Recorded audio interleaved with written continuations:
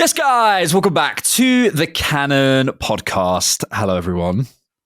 Hope you've all recovered from Tuesday night. I've found a sense of humor again after the interaction. You haven't, Rohan. You're still fuming. Yes. Yeah, exactly. We are here. Thank you so much for being here on the Cannon podcast. If you're watching us for the first time, make sure you subscribe and like. If you want to become a Patreon member, etc., do that, because we just did a rewatch of the Newcastle game, which I know everyone wants to watch back, right? Everyone wants to watch it back.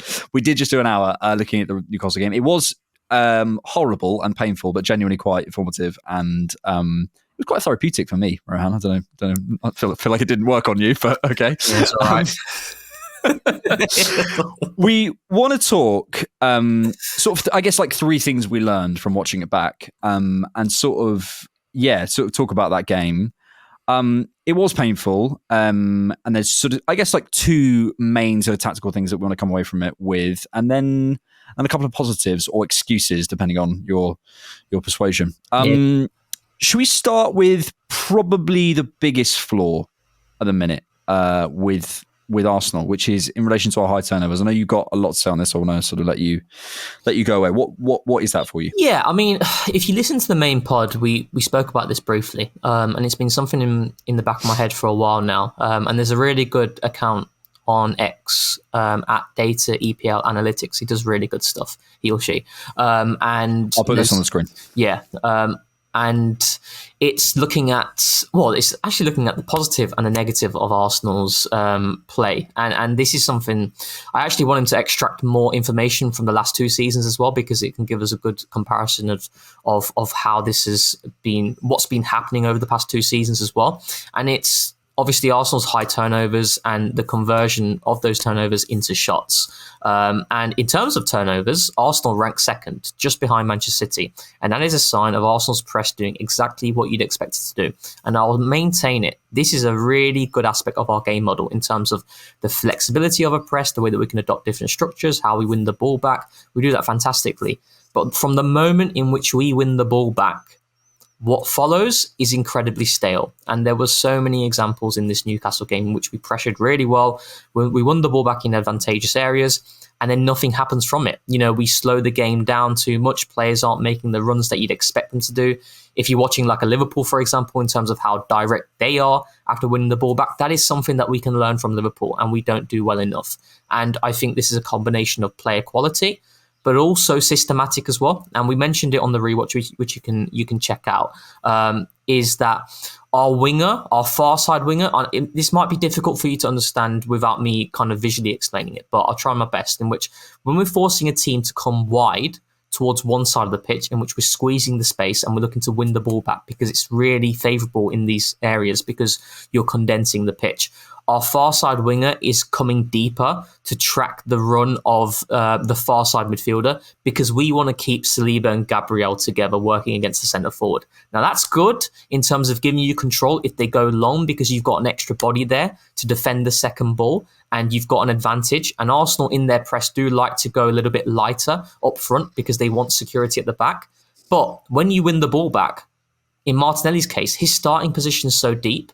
And because it's deep, we don't have that outball towards the far side. And that is an aspect that makes us weaker in transition. And that is systematic. It gives us benefits defensively, but it doesn't always give us the benefits going forward. What we could do in that scenario is keep Martinelli higher and ask Gabriel to step up and leave Saliba or Gabriel, one of them, to defend the 1v1 against the centre forward, which has its trade-offs. And I think that can help us going forward in transition if we're a little bit braver in certain scenarios there. But it's a combination of player quality and things we can do better in terms of the mindset. As I mentioned with Liverpool, how direct they are. We can be a little bit more direct in these scenarios, but also our player positioning as well. I do think we can do better there.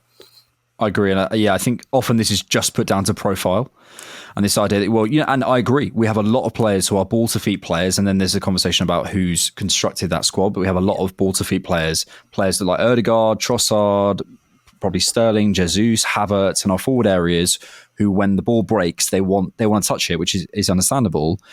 But it isn't just all profile. It isn't all that. And it is how we respond. And I think a key part of this as well, mate, is like, I think when people say transition, the thing that comes to mind is Liverpool or Leicester 2016, which is counter-attacking. And I think it should be sort of people can call it whatever they want. But for me, I don't necessarily mean that.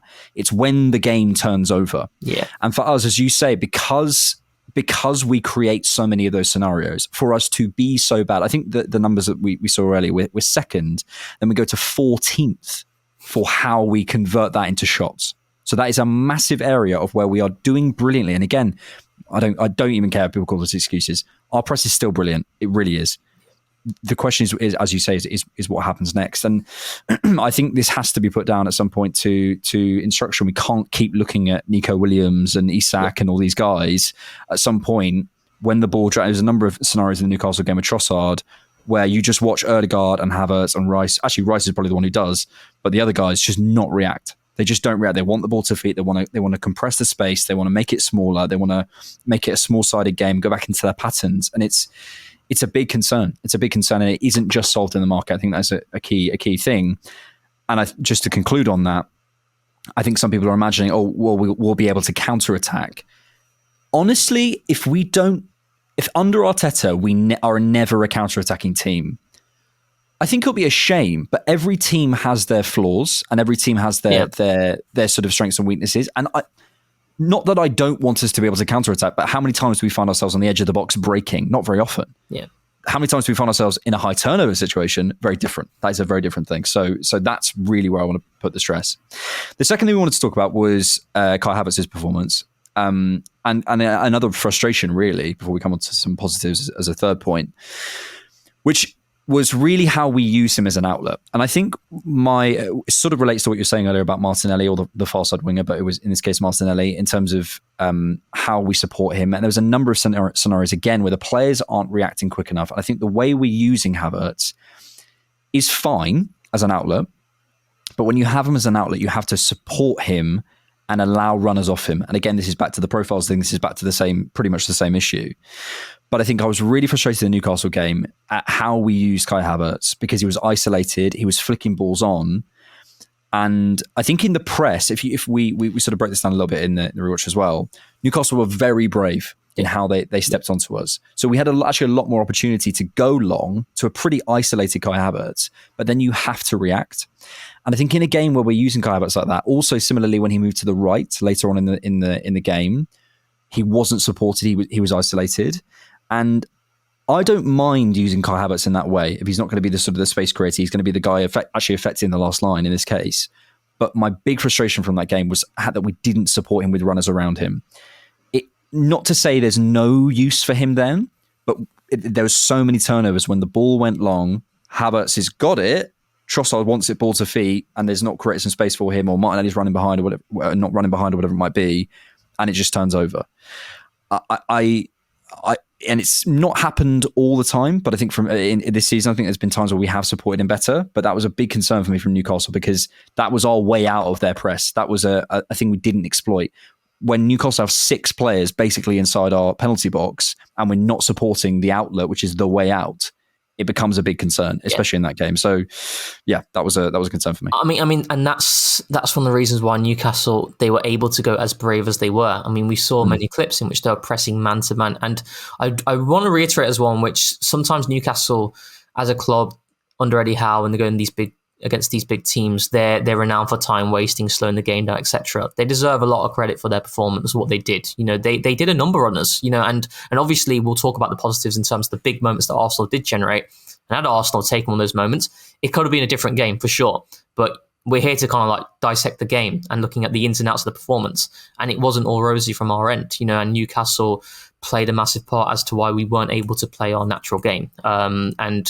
But that point in terms of Havertz as a centre forward, right, as a number 9, who, yes, he stretches the pitch, but what he's very good in these scenarios is to allow you to win the second ball and flick-ons, and you need runners around him. And then you ask yourself the question, well, in our squad, right, who are the runners? And you've got Martinelli, you've obviously got Sterling, but Sterling is just not something we should be talking about because he's not playing at all. So you've got Martinelli as your only out-and-out winger, out-and-out runner, and that is a big... And sorry to interrupt you, but when Martinelli is the guy who, understandably, Miles is pulling wide and Martinelli's dropping into the centre, it's like, well... Yeah, I think it was a point actually. We saw Rice going, bro, get back over there. Like you have to be. If you're going to be in this team, that's where you need to be. Yeah. Obviously, the concerns about him 1v1 as well. Time for some excuses. Yeah, it's what the comments are going to go, aren't they? One of my favorite comments was something like, "You two sitting there flirting while Arsenal are losing." I was like, I do love you, to be fair. There were some positives from this game. Yeah. Like, I think obviously the scoreline reflects the most important thing. No one's denying that. Yeah. No one's saying that this was okay. And I don't think we're going to get through the Carabao Cup, and that's a massive disaster. Yeah. But in terms of the numbers, we were nearly at 70% possession. We had double their passes completed. We were 80.5% field tilt. We had 58 final third entries. We had 3.8 expected threat created to their 26 final third entries and 1.1 expected threat. We had 66 deep touches to their 20. We had 49 zone 14 touches to their 10. So this idea that Newcastle came and dominated us, and you know, there was a lot of positives to come out of that. I think we had a lot of domination. The frustration is, of course, it's the same way we're losing. It feels like every time we do lose, we're sat here going, yeah, but you know, look at all the field tilt and the numbers. So how do we try and take hope from this game, if we can, while also balancing the fact that actually, I think a lot of the frustration, as we mentioned, about fans leaving, I think is about the manner of the defeat. The same way, the U-shape, the inability to take those chances, and actually that was a big problem for Newcastle in this game. We often look at the manager, and we should, but equally there were some sitters. Jurriën Timber has to put that away. Martinelli has to put that away. Havertz has to put that away. We're having a completely different conversation. So if that game was 3-2 because of those, and you would have a completely different assessment of the game, I would suggest you're not watching it as fairly as you could. Well, that is the big positive, right? And again, it's kind of like, but then the counter argument to this is, well, we've seen these types of games happen time and time again, season in, season out. We saw it last season against Liverpool in the Cup, in which we dominated. We created numerous gilt edge opportunities that we didn't take. We end up losing 2-0 against West Ham in the Premier League as well. We lost 2-0, in which we dominated that game. And anyone with a straight face would be telling you, if you play that game 10 times, win it 9 times out of 10. And in essence, it's kind of like the same with the Newcastle game as well. The number of opportunities that we had, you know, on a different day, we're talking about a different story. And that gives you confidence, because it is the law of averages game. If we continue to keep generating big moments like that, the luck will go our way, you know, and that's what happened last season as well. You know, we talk about that December period in which we missed big chances against West Ham, right? And then 2024, Arsenal operating on a 100-point pace. Now, I'm not saying Arsenal are going to do that. What I'm saying is that it isn't all doom and gloom. The frustration is the fact that Arsenal have not won a trophy for so long. And this was a semi-final, the first leg against a team. I don't know about you, but for me, it was the team I wanted, because the first leg, no Fabian Schär, no Bruno Guimaraes. It was very favourable, you know, and obviously it's not turned out that way. But that's the big frustration. And I can't lie, I'm still frustrated by it, because it was a massive opportunity missed. Not to say that we can't do it at St. James's Park, but if we look at our record going there under Mikel against Eddie Howe, it's looking very bleak. But the positive is that, you know, this is not a team that isn't generating nothing. It is generating chances. Yes, you could argue, oh, maybe there's an over-reliance on set pieces in this moment of time. And that's where Mikel does need to become more creative, because I do think one of his flaws, one of his weaknesses as a manager is during adverse conditions when certain players are out, he doesn't always balance the team properly. You know, I'm looking at Trossard on the right-hand side, didn't understand that selection, especially when we're looking at a player who isn't comfortable creating separation through the left in isolation. He's not going to do that through the right. So there's question marks there. But the big positive is that, you know, this team is still generating chances, and you keep playing like that, you're going to win games of football. But it is a difficult road ahead because of the Bukayo Saka injury, and I'll always maintain that. You know, if he plays that game, there are certain moments that could swing our way. And I always go back to the pod that I did with George in terms of non-winning game state scenarios. Bukayo Saka is the guy who steps up for Arsenal time and time again. And unfortunately, there were many moments for players yesterday to step up, and they didn't do it. They didn't do it. Was it 70% of the non-winning game state situations he gets or assists 70% of the time? Yeah, so it's like the number of goals that Bukayo Saka has scored over the last 3 seasons, 70% of those goals are in non-winning game state scenarios. Wow. And then assists, his number of assists, when they're coming, is 60% of them are in non-winning game state scenarios. This is what I'm talking about. He's not assisting the third or fourth goal. He's not scoring the third or fourth goal in which there's no pressure. He's breaking the game up when it matters. And that is the biggest worry that I had. And we've been speaking on pods and why, as an optimistic Arsenal fan, I lost a lot of my confidence when he went down because of the importance that he has. Not just in terms of, we all know the qualities he provides, but for a forward, productivity is the driver. I don't care what anyone says. If you are not productive in terms of your goals and assists, you are not going to be looked upon in a certain way. Even if you're the most aesthetically pleasing player on the earth, if you do not get numbers, it doesn't matter. Yep, completely agree. And if you, I don't know, are sadistic or want to watch me and Rohan suffer, then you can watch the Newcastle game back and you can see all the stuff we were talking about with clips and stuff. Do we need a forward then? I'm telling you, City signing Marmoush and a centre back, they're one of the best run clubs in the world. This idea that it would be too much to sign a forward, or we don't want to make a mistake. City are doing it. Let's just get on with it. Rohan, thank you. Thanks. If you want to cheer Rohan up, you can come check us out on the rewatch from the link in the description.